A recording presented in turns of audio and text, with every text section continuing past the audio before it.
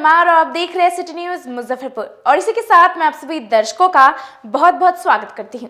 तो आइए बढ़ते हैं आज की मुख्य खबरों की ओर। हेडलाइंस के प्रायोजक हैं विकास कलेक्शन शोरूम।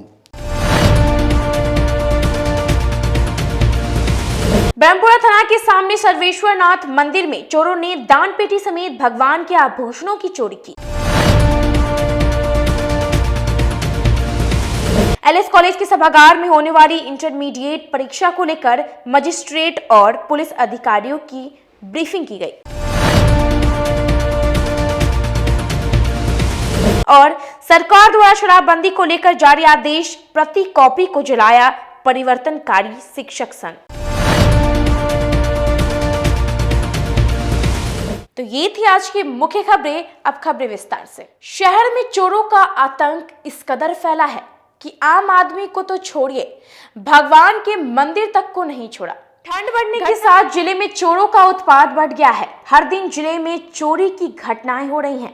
पुलिस हाथ पर हाथ धरे बैठी है। हाल में दर्जनों चोरी की घटनाएं हुई हैं, लेकिन गिरफ्तारी नदारद है। एक बार फिर चोरों ने मंदिर को निशाना बनाया है। इस बार ब्रह्मपुरा थाना से 10 कदम की दूरी पर स्थित सर्वेश्वर नाथ मंदिर में घटना को अंजाम दिया। चोरों ने मंदिर के मेन गेट में लगे ताला को तोड़कर दान पेटी व कई भगवान के चांदी सोने के आभूषण चोरी कर ली। इसकी जानकारी शनिवार की सुबह को मंदिर के महंत संजय ओझा को हुई, जब वे पूजा पाठ करने मंदिर पहुंचे।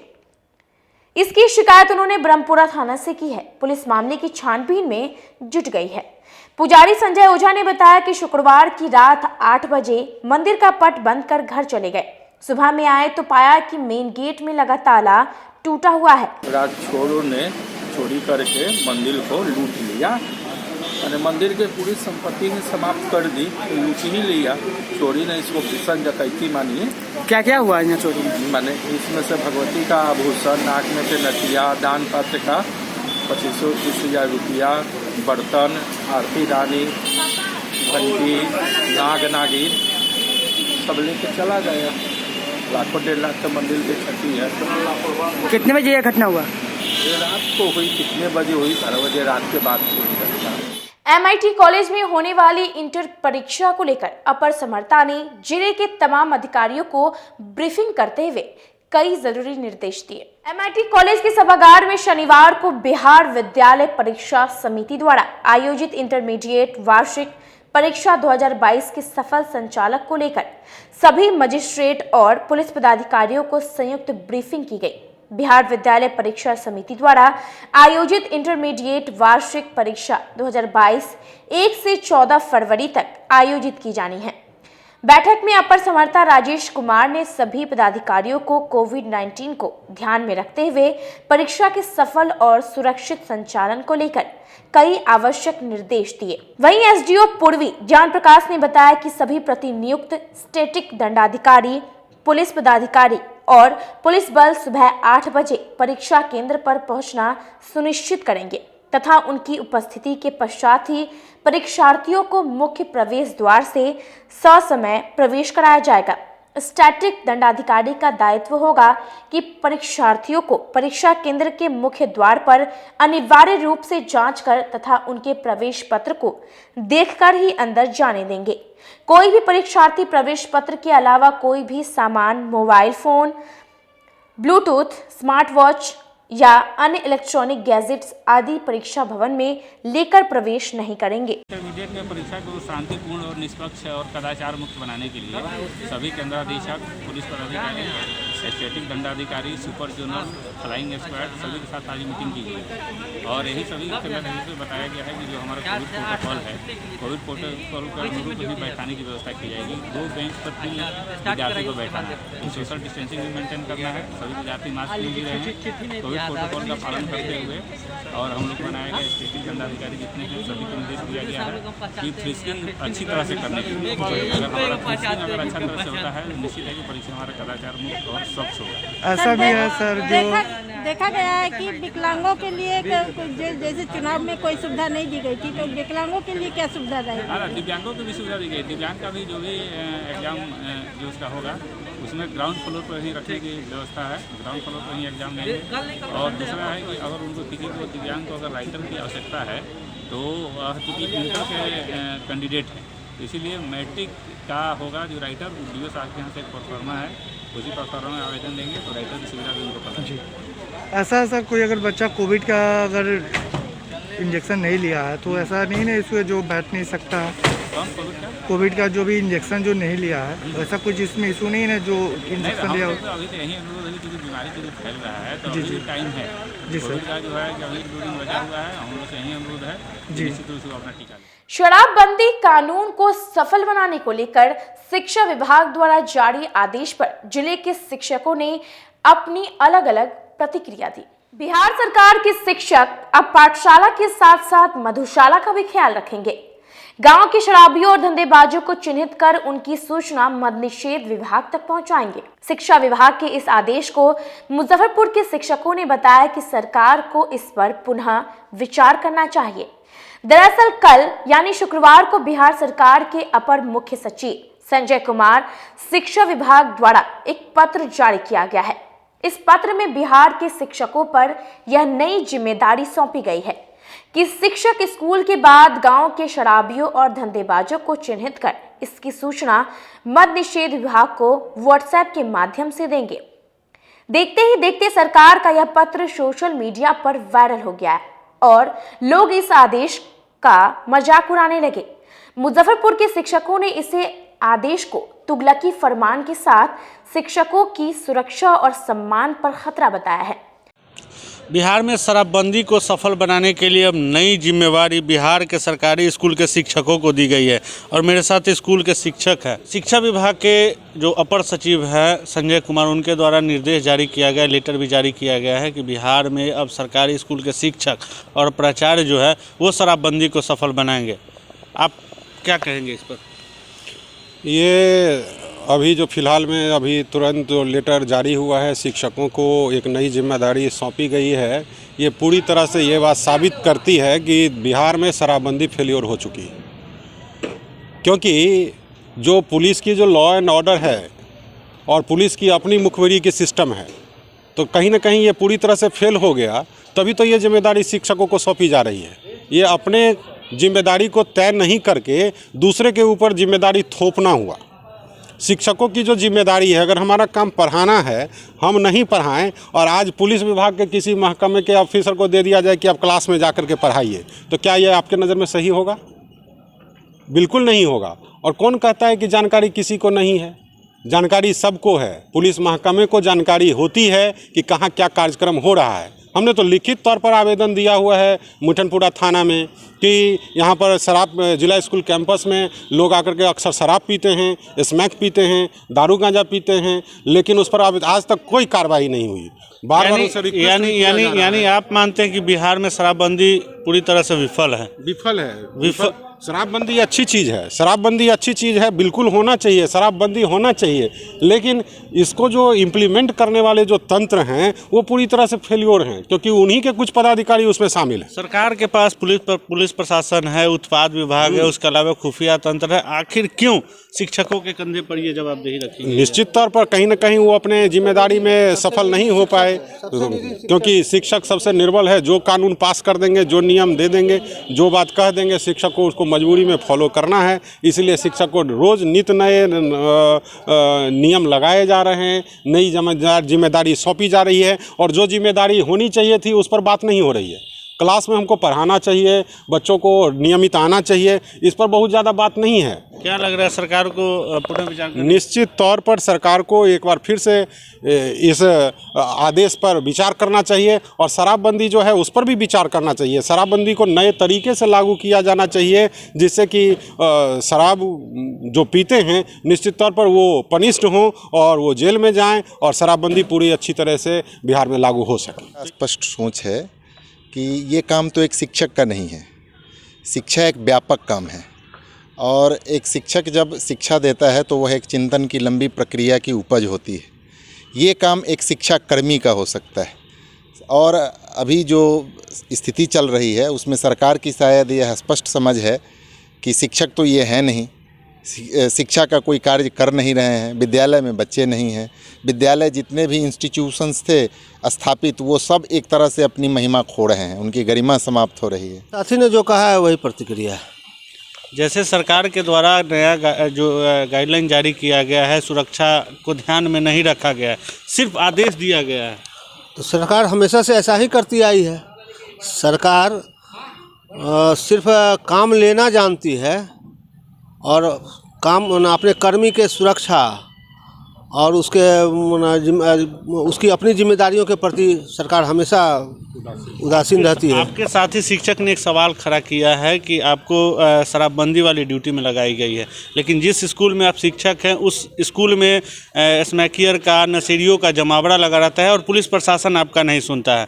अगर इस तरीके का कंडीशन है तो इस स्थिति में शराबबंदी में कैसे पुलिस आपकी सुनेंगे? कभी नहीं सुनेंगे। सरकार, मेरे ही विद्यालय की बात छोड़ दीजिए, जितने भी सरकारी विद्यालय हैं वह सरकार की संपत्ति है और उस परिसंपत्ति की सुरक्षा की जिम्मेदारी सरकार की है। उसकी तो सुरक्षा पहले कर ले सरकार, उसके बाद न कोई नई जिम्मेदारी शिक्षकों पर दी जाएगी। शिक्षक की जो मूलभूत जिम्मेदारी है उसको ही करने में शिक्षक जो है सो सक्षम नहीं हो पा रहा है। मानव बल का अभाव है, सुरक्षा का अभाव है, व्यवस्था इंफ्रास्ट्रक्चर का अभाव है, तो उस पर ध्यान देना चाहिए। और एक शिक्षक कौन कौन सा काम करेगा?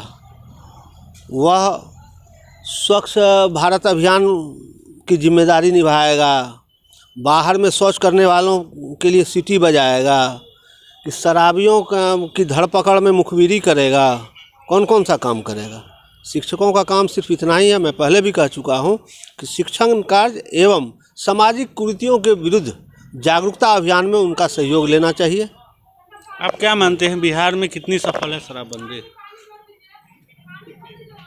सही मायने में कहा जाए तो बिहार में कहीं से सफल नहीं है।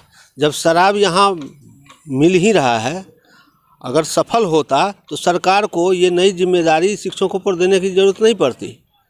शराबबंदी पूर्णतः विफल है। शराब जब राज्य के दायरे में आ ही रहा है, लोग चोरी छिपे पी ही रहे हैं, व्यापारी उसका व्यापार कर ही रहे हैं, तो शराबबंदी सफल कहाँ होगी? बिल्कुल। तो इनका कहना है कि शराबबंदी जो है पूरी तरीके से विफल है। सरकार के द्वारा टोल फ्री नंबर भी जारी किया गया जिस पे आप गुप्त सूचना दे सकते हैं। क्या प्रतिक्रिया होगी आपकी? ये शिक्षक के हित में कभी नहीं है और शिक्षकों का काम नहीं है।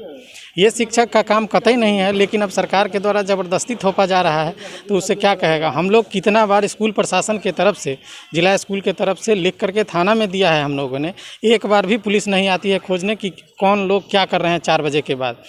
तो हम कैसे मान लें कि हम जो सूचना देंगे तो उस पर वो लोग जागरूक होंगे, तो इस पर जब जागरूक नहीं है तो उस पर कैसे जागरूक होंगे वो सब? जिसके पास सरकार हथियार दिया है, बल दिया है, उस पर अक्सर आए दिन शराब माफिया हमला करते हैं। आपके पास तो कुछ नहीं है, तो कैसे आप शराब माफियाओं से मुकाबला करेंगे?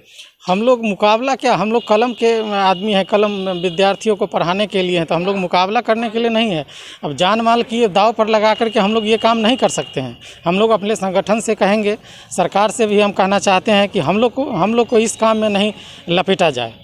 हम लोग इसमें खड़े नहीं उतरेंगे, क्योंकि शराबियों का कोई ठीक नहीं है, वो क्या करेंगे नहीं करेंगे। जब सरकार से नहीं सफल हो रहा है तो क्या एक साधारण शिक्षक जो है इसको सफल बना पाएगा? कभी नहीं सफल बना पाएगा। लेकिन आपके कंधे पर जो जिम्मेवारी दी गई है, सरकार के द्वारा जो आदेश दिया गया है, उसको आप कैसे इग्नोर करेंगे? इग्नोर नहीं करेंगे, लेकिन हम अपने संगठन से या सरकार से हम लोग ये दरख्वास्त करेंगे कि भाई इस काम में हमें नहीं लगाया जाए, हम लोग से संभव नहीं है। यदि लगाते हैं तो पुख्ता आप हमारे जान माल की सुरक्षा का इंतजाम करें। क्या नाम है आपका? संजीव कुमार। तो ये थे संजीव कुमार, ये तीनों जिला स्कूल के शिक्षक हैं जो कि अपनी अपनी प्रतिक्रिया दे रहे थे। इन्होंने साफ तौर पे बिहार सरकार के शराबबंदी को विफल बताया है और साथ ही इन्होंने आग्रह किया है कि अगर हमसे आप काम लीजिएगा तो बल देना पड़ेगा, क्योंकि ऐसे शराब माफियाओं से मुकाबला करना बिहार में संभव नहीं है। मैं अपने सहयोगी के चंद्रा के साथ सोनू शर्मा, सिटी न्यूज़, मुजफ्फरपुर। वहीं बिहार के शिक्षा मंत्री विजय चौधरी से जब मीडिया सवाल पूछी तो वह भड़क गए। उन्होंने बताया कि आदेश को लेकर कोई कंफ्यूजन नहीं है, कंफ्यूजन हमेशा क्रिएट किया जाता है। ये चीजें सरकार द्वारा पहले से ही सभी नागरिकों से अपील की जा चुकी है। वहीं विभाग ने अपने कर्मचारियों से अपील की है। कन्फ्यूजन क्रिएट किया जाता है, कन्फ्यूजन हमेशा क्रिएट किया जाता है, कन्फ्यूजन होता नहीं है, कन्फ्यूजन क्रिएट किया जाता है।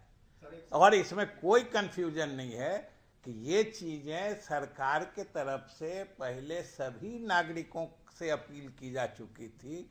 वही विभाग ने अपने कर्मचारियों से अपील की है, शिक्षक हमारे सम्मानित शिक्षकों से अपील की है। इसमें कोई उनको जबरदस्ती कोई ये तो नहीं फिक्स कर दिया गया है कि आपको सप्ताह में इतनी सूचना देनी है, तो इसको अनावश्यक मतलब मुद्दा क्यों बनाया जा रहा है? देखा जा रहा है कि सर शिक्षकों पे पहले से ही ऑलरेडी प्रेशर है और इलेक्शन भी। अरे कहाँ प्रेशर, इसमें कोई प्रेशर, उनको कोई एडिशनल ड्यूटी दे दी गई, यही तो कर रहे हैं। यही सब होता है, अनावश्यक कंफ्यूजन क्रिएट कराना, जो अभी हम कहे ना, यही सब बोल के कंफ्यूजन आप लोग क्रिएट करा देते हैं ना। शराबबंदी और नशाबंदी पर लोकगीत गाकर मशहूर हुई इंदु देवी के घर पर अचानक मंत्री शाहनवाज हुसैन मुलाकात करने पहुंचे।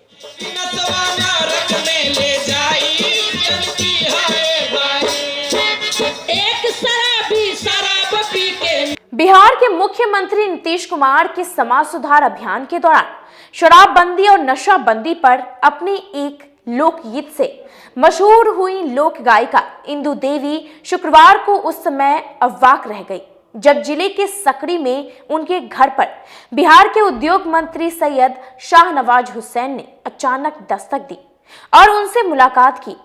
बिहार के उद्योग मंत्री सैयद शाहनवाज हुसैन को अपने घर पर देखकर इंदु देवी के आंसू छलक पड़े और वो भावुक हो उठी। इंदु देवी ने भावुक होकर कहा कि उन्होंने सपने में भी नहीं सोचा था कि कोई मंत्री उनकी कुटिया पर आएंगे और एक बड़े भाई की तरह उनसे मिलकर उनके हाथ की बनी चाय भी पिएंगे।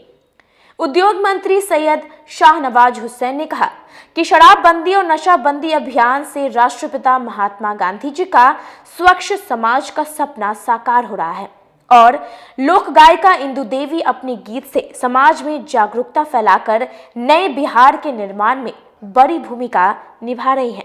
उन्होंने कहा कि बेहतर समाज और बेहतर बिहार के निर्माण के लिए मुख्यमंत्री नीतीश कुमार द्वारा शुरू किया गया शराबबंदी और नशाबंदी अभियान बेहद जरूरी है और ये बिहार में लाखों परिवारों को नशा रोकना से बचाएगा। नीतीश जी का मिशन है कि बिहार में शराबबंदी और नशाबंदी होना है। बड़ा अच्छा है ये बिहार के लिए, देश के लिए। गांधी जी का यही सपना था जो नीतीश जी कर रहे हैं। छात्रों द्वारा किए गए बिहार बंद को मंत्री रामसूरत राय ने असफल बताते हुए कहा कि बिहार बंदी में महागठबंधन के नेता के साथ असामाजिक तत्व शामिल थे। छात्र आंदोलन के समर्थन में महागठबंधन द्वारा आयोजित बिहार बंद को मंत्री रामसूरत राय ने असफल बताया है। बिहार सरकार में भूमि राजस्व मंत्री रामसूरत राय ने बताया कि छात्र आंदोलन के समर्थन में किया गया बंद पूर्णतः विफल था क्योंकि इसमें छात्र थे ही नहीं, वो सभी असामाजिक तत्व और पार्टी के नेता थे। 100% असफल रहा है, रहेगा। कभी भी लोग सफल वाला काम नहीं करते हैं। कोविड को देखते हुए महाशिवरात्रि पर शहर में निकाले जाने वाली शिव बारात का समय के साथ झांकी में कई परिवर्तन किया गया। महाशिवरात्रि करीब आते ही शिव भक्तों में उल्लास दिखने लगा है। 1 मार्च को महाशिवरात्रि पर बाबा गरीबनाथ मंदिर से निकलने वाली शिव बारात की तैयारी में लोग लग गए हैं। शहर के राम भजन बाजार गोला रोड स्थित झांकी सजा स्थल पर शनिवार को शिव बारात की तैयारी को लेकर भक्तों की बैठक हुई। झांकी संयोजक समाज सेवी केदारनाथ प्रसाद ने बताया कि सर्वसम्मति से यह निर्णय लिया गया है कि कोरोना संकट को ध्यान में रखते हुए शिव बारात शाम की बजाय दिन में ही निकाली जाएंगी, जो संध्या 5 बजे तक बाबा गरीबनाथ मंदिर वापस लौट जाएगी। झांकी की विशेषता होगी कि इसमें बाबा के 5 आकर्षक स्वरूपों का दर्शन होगा। झांकी शोभा यात्रा विगत 51 वर्षों से आपके शहर में बाबा की कृपा हुई और भक्तों को दर्शन होता रहा। इस बार 52वां वर्ष महाशिवरात्रि महोत्सव का झांकी शोभा यात्रा 1 मार्च को होना है। आज से मात्र 1 माह बचता है। 1 माह पूर्व हर साल हम इसकी बैठक करते हैं, आप सभी आते हैं और आप सभी इसको प्रसारित करते हैं। नतीजा है जनजीवन को आपका यह संदेश मिलता है, अर्थात बाबा का हुक्म आप लोग उसको पूरा करते हैं और जनता यहाँ जुट जाती है उमड़ कर, जिसकी गिनती मैं नहीं बता सकता। लाखों लाख कहूँ तो हमारे लिए अच्छी बात नहीं होगी। लाखों लाख से ऊपर लोग यहाँ रहते हैं। ये बाबा की कृपा है, उनके नाम पर होता है। और शिवरात्रि चूंकि उनके प्रेरणा से, उनके निर्देश से हमको करना पड़ा 1970 में, जिसका अभी 52वां वर्ष पूर रहा है। और ये हम उसी समय हमको आदेश भी हुआ कि जब तक तुम हो इस कार्यक्रम को करते रहना। मेरी मजबूरी हुई, पिछले साल भी 2 साल कोरोना की बात आई, परंतु उसमें प्रशासन से भी बात हुआ। प्रशासन कहें भी कि हम लोग भी रहेंगे अनौपचारिक रूप से, परंतु हम लोग लिखित निर्देश कुछ नहीं दे सकते हैं। नतीजा हुआ कि कोरोना हुआ और शिवरात्रि भी हुई और झांकी भी निकला और सारे पदाधिकारी और सारी जनता, सारे भक्त समूह इकट्ठा हुए। लाखों लाख की संख्या रही है पिछले दोनों साल। इस बार हमसे लोग प्रत्येक दिन पूछते हैं कि क्या महाशिवरात्रि इस बार होगा? कोरोना का बंदी है। अब ये कोरोना एक अलग बीमारी है और उसका उपचार महौषधि है बाबा भोलेनाथ। ये सभी बीमारियों का महौषधि है, बड़ा भारी इलाज है बाबा भोलेनाथ। इनकी कृपा होगी, सब बीमारी भाग जाएगा। इसलिए शिवरात्रि तो होना ही होना है, इस पर कोरोना का कोई असर नहीं। कोरोना पर बाबा का असर होगा और महाशिवरात्रि होगी, जिसके संदेश वाहक आप लोग भेज दिए गए हैं गण के रूप में। इसको प्रचारित आप करेंगे। इस बार महाशिवरात्रि महोत्सव जैसा कि हर साल लोग कहते हैं कि बहुत ही अच्छा हुआ, मैं नहीं कह सकता हूँ। बाबा की कृपा होगी तो फिर लोग कहेंगे कि बहुत अच्छा होगा। भूतो न भविष्यति। वक्त हो चला एक छोटे से ब्रेक का, बने रहिए हमारे साथ। देखते रहिए सिटी न्यूज़ मुजफ्फरपुर।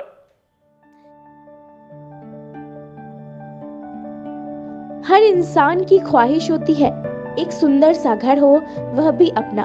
इन सपनों को पूरा करने के लिए मुजफ्फरपुर में आ गया है Devanshi builder and developers OPC private limited. यह कंपनी आपको ऐसा टाउनशिप प्रोवाइड कर रही है जो कि सारी सुविधाओं से सुसज्जित होंगी। Gated society, park, worship place, covered drainage, electricity और ब्लैक कारपेट रोड की सुविधा भी दी जा रही है। तो अपने घर के सपनों को पूरा करने के लिए हमसे जरूर संपर्क करें। हमारा पता है आरके हाउस, NH 77, मलंग स्थान मंदिर के पीछे, पटना रोड, अतिथि होटल के निकट, मुजफ्फरपुर।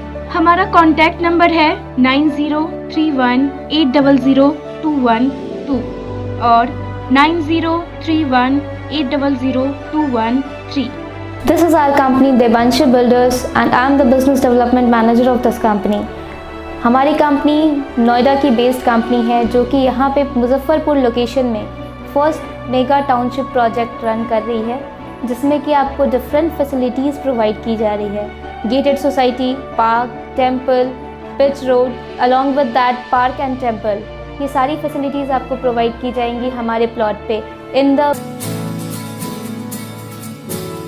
कहते हैं कि मंजिल उन्हीं को मिलती है जिनके सपनों में जान होती है। पंखों से कुछ नहीं होता, हौसलों से उड़ान होती है। तो अगर आप में भी है जज्बा कुछ कर दिखाने का, अगर आपके अंदर भी है एक जीनियस, अगर आप भी छूना चाहते हैं आसमान की ऊंचाइयों को, क्रैक करना चाहते हैं IIT JEE, AIIMS, NEET, NTSC, KVPY या फिर ओलंपियाड, तो आपके हौसलों को उड़ान देने के लिए है जीनियस क्लासेस। जी हाँ, सही सुना आपने, genius classes for IIT JEE, AIIMS, NEET, NTSC, KVPY, olympiad for 8th, 9th, 10th, 11th, 12th and target. अपने बेहतरीन सक्सेस रिकॉर्ड के साथ सफलता की नई ऊंचाइयां गढ़ रहा है जीनियस क्लासेस। तो my dear students, 8th, 9th, 10th, 11th, 12th and target के लिए नए बैचेस शुरू होने वाले हैं जीनियस क्लासेस में, जहां है separate hostel for boys and girls. जल्दी से पता नोट करें। Genius classes, study centre, Pankaj market, Sariyaganj, Muzaffarpur. अधिक जानकारी के लिए कॉल करें 763509137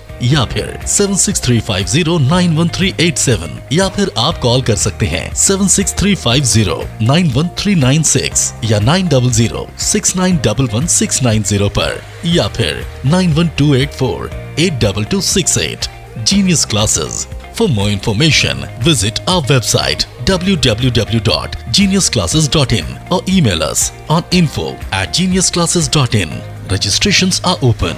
and new batches are starting soon. Rush to Genius Classes, Study Center Pankaj Market, Saraiyaganj, Muzaffarpur. अगर आप स्टूडेंट हैं क्लास 7th के या फिर 8th के, 9th के या फिर 10th के, तो आइए जीनियस क्लासेस आपके लिए लेकर आया है टैलेंट सर्च एग्जाम 2022। जल्दी कीजिए, आज ही अपना रजिस्ट्रेशन कराइए। रजिस्ट्रेशन का एप्लीकेशन फॉर्म कलेक्ट कीजिए जीनियस क्लासेस के फ्रंट डेस्क से। घर की खूबसूरती और बढ़ जाती है जब 4 दीवारों के साथ फर्श भी खूबसूरत हो। आपके फ्लोर के टाइल्स, मार्बल की खूबसूरती और क्वालिटी, ये सभी इंश्योर करेंगे माँ Bhavani group of companies, authorised dealer of Kajaria. देश की मिट्टी से बनी टाइल से देश को बनाते हैं। Johnson, Orient Bell and all kinds of Indian imported granite and marble. Maa Bhavani group of companies, मतलब a complete floor solution, new 0 mile, Dadar road, Muzaffarpur. अब आ गया है आपके अपने शहर में उत्तर बिहार का पहला नीलकमल एक्सक्लूसिव शोरूम। नीलकमल इंडिया की फेवरेट फर्नीचर ब्रांड है। इस कंपनी के सभी रेंज एक ही छत के नीचे आपको मिलेगी। होम फर्नीचर, ऑफिस फर्नीचर की सभी रेंज यहाँ पे उपलब्ध है। कंपनी का एक्सक्लूसिव शोरूम होने के कारण 40% तक की विशेष छूट यहाँ मिल रही है। इसके अलावा 0% इंटरेस्ट के साथ बैंक से फाइनेंसिंग की भी सुविधा उपलब्ध है। तो देर मत कीजिए, एक बार हमारे यहाँ अवश्य पधारें। हमारा पता है Mithanpura, Narayanpur road, opposite to Vaishali management college, और हमारा कॉन्टैक्ट नंबर है 9334900888 और 7004320380। नॉर्थ बिहार का पहला एक्सक्लूसिव शोरूम मुजफ्फरपुर में यूए एसोसिएट के सौजन्य से नीलकमल का एक्सक्लूसिव शोरूम खुला है। और आप लोगों से यही भी निवेदन है कि एक बार इस शोरूम में आइए और इसके विस्तृत रेंज को देखिए, जो कि एक अच्छे रेंज के साथ एक अच्छी कीमत के साथ आपको मिलेगा। तो एक बार हम लोगों को आप सेवा करने का मौका दें। फैशन की दुनिया में कदम से कदम मिलाकर चलना चाहते हैं, वो भी कम बजट में, तो एक बार जरूर जाएं मोतीझील पूजा बाजार स्थित विकास कलेक्शन शोरूम में। यहाँ रेमन, पार्क, यूएस पोलो, मुफ्ती शर्ट, ब्लैकबेरी के एक्सक्लूसिव रेंज उपलब्ध हैं। इसके अलावा सियाराम के कोट पैंट, ब्लेजर और शेरवानी भी उपलब्ध है। सभी ब्रांड में 1 पीस के खरीद पर 20% तथा 2 पीस के खरीद पर 30% की विशेष छूट दी गई है। तो हमारे यहाँ एक बार अवश्य पधारें। हमारा पता है विकास कलेक्शन, बीबी कॉलेज स्कूल के अपोजिट पूजा बाजार, मोतीझील। हमारा संपर्क नंबर है 9835104722। हाँ, पहले आप लोग का नमस्कार। मेरे यहाँ विकास गारमेंट जो पूजा मार्केट मोतीझील में है, लगन के शुभ अवसर के लिए कोट पैंट, ब्लेजर, विंटर के जैकेट, स्वेटर, मतलब सब चीज़ें, शेरवानी, अंडर गारमेंट, सारे चीज सब ब्रांड में, टी शर्ट भी सब वो है। और राउंड में टी शर्ट है, गोल गला में टी शर्ट है, सभी तरह का ब्रांड है। और सबसे अच्छा ये है कि हम ऑफर देते रहते हैं। अभी मोस्टली पानी टंकी स्थित वीवो एक्सक्लूसिव शोरूम में त्योहार के मौके पर मोबाइल की खरीदारी करने पर एक से बढ़कर एक उपहार दिए जाने की व्यवस्था है। 10 से 15 हजार की खरीदारी पर मेटल ईयरफोन, 15 से 25 हजार की खरीदारी पर वीवो बैग और 25 हजार से ऊपर की खरीदारी पर हेल्थ बॉन्ड दी जाएगी। तो एक बार हमारे यहाँ अवश्य पधारें। वीवो एक्सक्लूसिव शोरूम, पानी टंकी चौक। जो फिनांस की सुविधा में जेस्ट मनी भी फिनांस करती है। एक अच्छी बात यह है कि इंडिया के नागरिक होने के नाते आपको कहीं के भी नागरिक हैं, आपको यहाँ भी फिनांस मिलेगा जेस्ट मनी के माध्यम से। ये एक बेहतर बात है। अगर आप कहीं के भी रहने वाले और मुजफ्फरपुर में आप मोबाइल खरीदना चाहते हैं, आपके पास आधार या डॉक्यूमेंट दूसरे जगह का है, फिर भी हमारे यहाँ आपको जेस्ट मनी के माध्यम से आपको फिनांस की सुविधा मिलेगी। पहले ये सुविधा नहीं थी और बहुत जगहों पर ये सुविधा अभी भी नहीं है। ये हमारे शोरूम में आपको मिल पाएगा। ब्रेक के बाद एक बार फिर से आप सभी दर्शकों का स्वागत है। तो आइए बढ़ते अगली खबरों की ओर। सरकार द्वारा शराबबंदी को सफल बनाने के लिए जारी आदेश के प्रतिलिपि को शिक्षक संघ के सदस्यों ने जलाकर प्रदर्शन किया। बिहार में शराबबंदी को सफल बनाने के लिए सरकार द्वारा शिक्षकों को शिक्षा विभाग के अपर मुख्य सचिव द्वारा एक आदेश जारी किया गया है, जिसके तहत बिहार के सभी जिले के शिक्षा विभाग के वरीय अधिकारियों को निर्देशित किया गया कि नशा मुक्ति अभियान के तहत प्राथमिक एवं मध्य विद्यालय, उच्च माध्यमिक विद्यालय के सभी प्रधानाध्यापक तथा शिक्षकों के साथ साथ शिक्षा सेवक, तालीमी मरकज, विद्यालय शिक्षा समिति के सदस्य को चोरी छुपे शराब पीने वाले या उसकी आपूर्ति करने वाले लोगों की पहचान कर मद्य निषेध विभाग के मोबाइल नंबर और टोल फ्री नंबर पर सूचना दी जाए, जिसके बाद से जिले के शिक्षकों में काफी आक्रोश है। शनिवार को परिवर्तनकारी शिक्षक संघ के द्वारा डीपीओ स्थापना के कार्यालय में जमकर नारेबाजी करते हुए शिक्षकों ने शिक्षा विभाग की आदेश कॉपी को लेकर आक्रोश जताया और कहा कि सरकार और शिक्षा विभाग द्वारा जारी किए गए तुगलकी फरमान को वापस लेना चाहिए, क्योंकि जब पुलिस के पास सारा हथियार और साजो सम्मान है तब उसको शराब माफिया टारगेट कर लेते हैं और उन पर हमला करते हैं, तो हम सभी तो शिक्षा के मंदिर में जाते और आते हैं, सीधा सीधा हम लोग टारगेट हो जाएंगे, तो फिर ऐसे में कैसे शिक्षा दे पाएंगे और कैसे अपना परिवार बचा पाएंगे? यह बड़ा कठिन हो जाएगा। सरकार को इस पर विचार करना चाहिए और अपना फरमान वापस लेना चाहिए। इसका हम सभी पुरजोर विरोध करते हैं। विभाग और बिहार सरकार ने एक निर्णय लिया है कि शराबबंदी को सफल बनाने के लिए शिक्षकों को जो शराब पीते हैं या जो शराब बेचते हैं या शराब का जो माफियागिरी करते हैं उसके बारे में रिपोर्ट करना है, पकड़वाना है।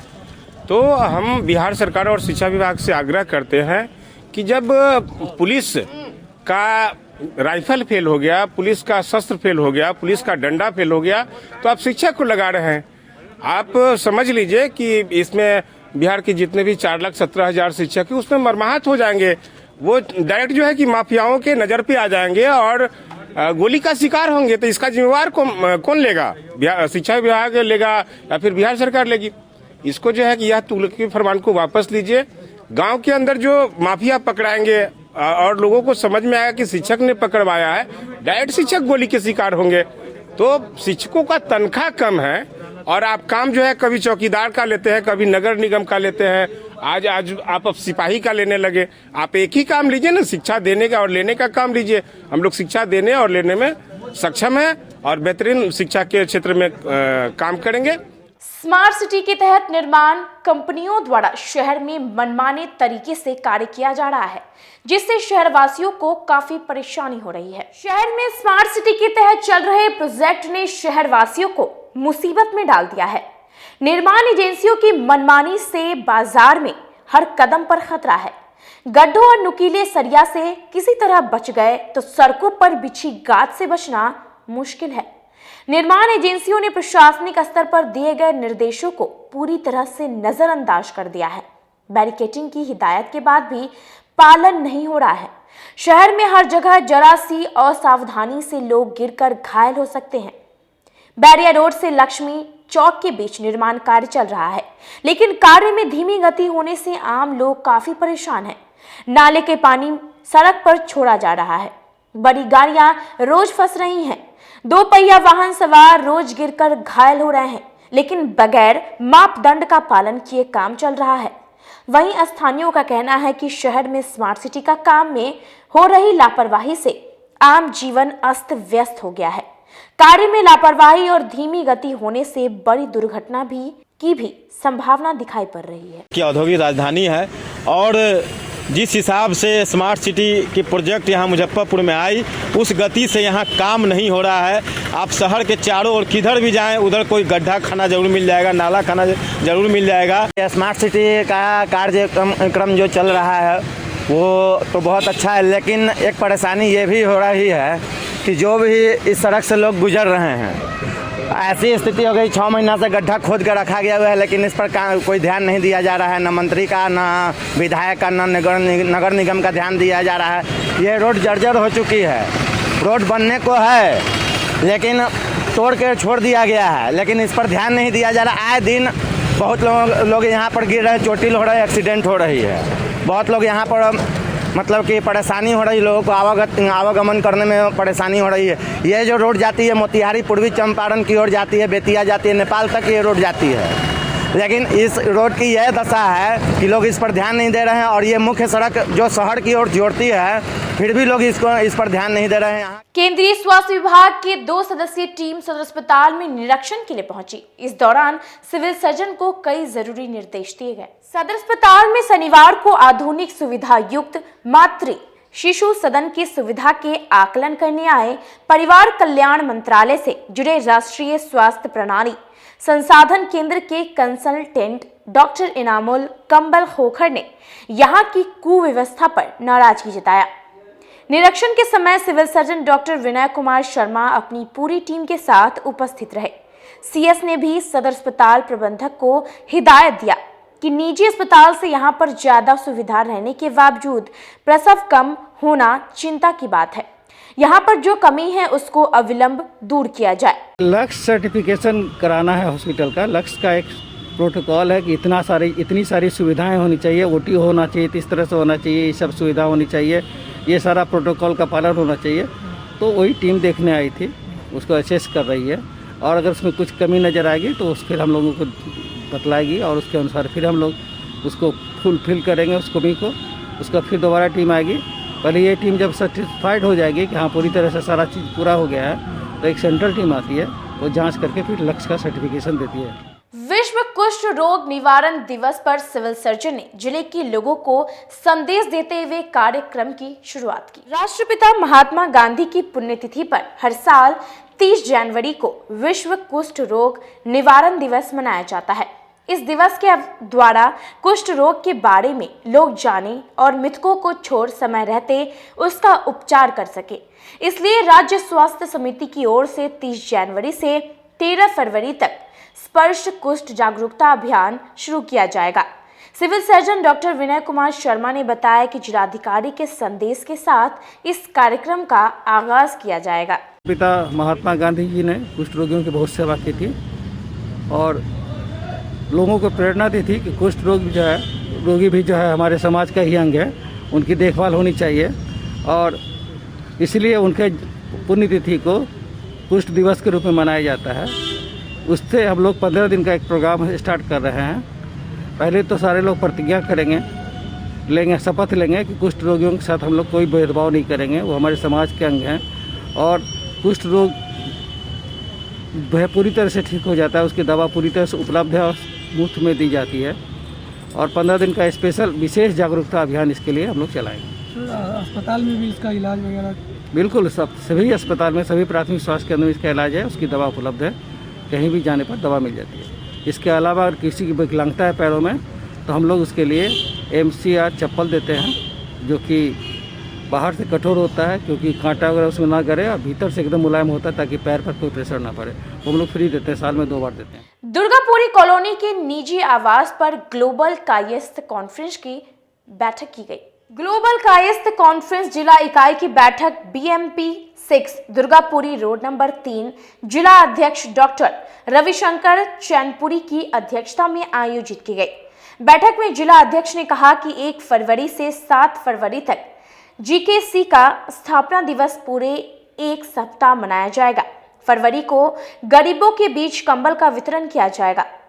4 तारीख को गो ग्रीन के तहत पर्यावरण के संरक्षण के लिए पौधारोपण का कार्य भी किया जाएगा। गरीब बच्चों के बीच पेंसिल एवं कॉपी का वितरण किया जाएगा और मास्क का भी वितरण किया जाएगा। जो मूल उद्देश्य है, आगामी 1 फरवरी को अंतर्राष्ट्रीय, राष्ट्रीय, स्टेट एवं जिला स्तर पर ग्लोबल कायस्थ कॉन्फ्रेंस का स्थापना दिवस मनाया जाएगा। उसी संदर्भ में मुजफ्फरपुर जिले में भी आज हम लोग एक चर्चा किए हैं कि आगामी 1 फरवरी को हम लोग जो ग्लोबल कायस्थ कॉन्फ्रेंस का स्थापना दिवस मनाएंगे। तो एक चर्चा हुई, चर्चा के बाद निष्कर्ष निकला कि हम लोग गरीबों के बीच चल करके कंबल का वितरण करें। तो हम लोग 1 तारीख को कंबल वितरण करेंगे गरीबों के बीच जा कर के और फिर ये मेरा 1 से लेकर के 7 तारीख तक का प्रोग्राम चलेगा स्थापना दिवस का। फिर हम लोग 3 या 4 तारीख को रखते हैं कि हम लोग वृक्षारोपण का कार्यक्रम करेंगे, गो ग्रीन, इसमें वृक्षारोपण का कार्यक्रम किया जाएगा। तो उससे होगा कि हम लोग का जो गो ग्रीन द्वारा पर्यावरण की सुरक्षा हेतु वो कार्यक्रम को हम लोग चलाएंगे। आज के लिए बस इतना ही। कल फिर हाजिर होंगे कुछ नई खबरों के साथ। तब तक के लिए मुझे और मेरी पूरी न्यूज टीम को दीजिए इजाजत। नमस्कार।